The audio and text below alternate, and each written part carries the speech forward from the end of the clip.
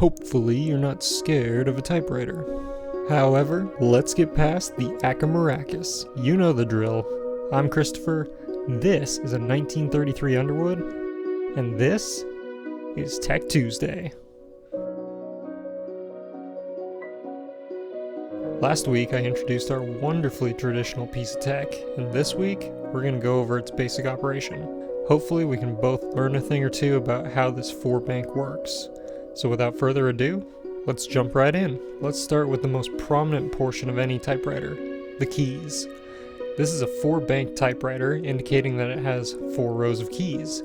Each key, with some exception, pulls double duty by providing 2 different letters or symbols. Some will note that there are some rather important keys missing. The number 1, for example, or the presence of an exclamation point.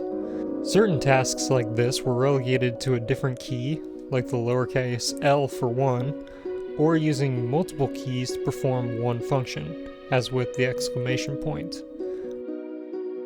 There's also a backspace key that allows you to go back 1 space and re-hammer a letter, or go back and X out a mistake. Simply press a key and it throws the type bar up to the platen to smack the paper. Now what is a type bar, you ask? That is one of the many hammers that rest in the middle of the typewriter. They are the instruments that you wield. If the key is a rock, then a type bar is the sling. If you'll note, I also said platen earlier. That is the large roller up near the top of the typewriter that facilitates the paper to not only stay in the machine, but also to feed it with the help of the rollers underneath. It can be turned either way by the knobs on each side. But something has to hold that paper in, right? That's where the paper fingers and the paper bale come in.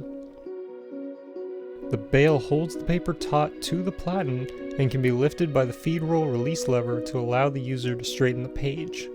If a page is stuck, I pull this lever up to allow room for the page to be removed. Right in front of that is the carriage release lever that allows the whole carriage to move freely back and forth. On the other side of the carriage is the line space lever, the variable line spacer platen knob, and the line space adjusting lever. The line space lever allows you to manually go to the next line. The line space adjusting lever decides if that is for single space or double space line adjustment.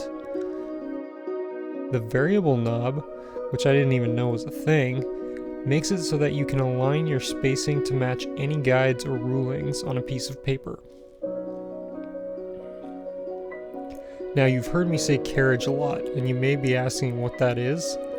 Well, that is the whole mechanism that moves as you type. It houses the various levers, rollers, and guides that facilitate the process of typing. Next, we have the margin guides. Tucked neatly behind the Underwood logo, these 2 stops control the amount of margin, or the amount of border left on the page, before that lovely bell dings. It is wise to set these up inside of your paper fingers.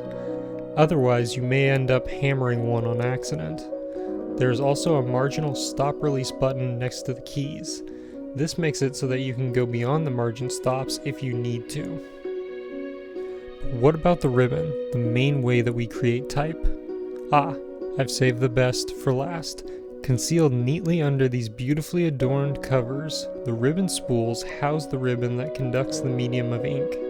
Held taut by the ribbon vibrator, the piece that moves up with the hammer to apply ink, the ribbon can either come in a single or dual color setup. With the flip of a switch, we can go from black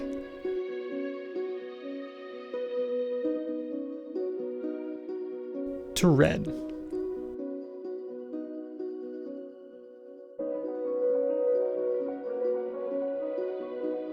But what happens if we run to the end of the spool? No worries. There's a lever that allows us to flip right back around and run through the spool all over again. That about covers it for the basic operation of my 1933 Underwood 4-bank portable. Thanks for sticking around, and hopefully this was helpful to you. Next week, we're going to wrap this mini-series up by seeing if I can rejuvenate the platen and adjust the vertical alignment of our type bars. Will I succeed or crash and burn?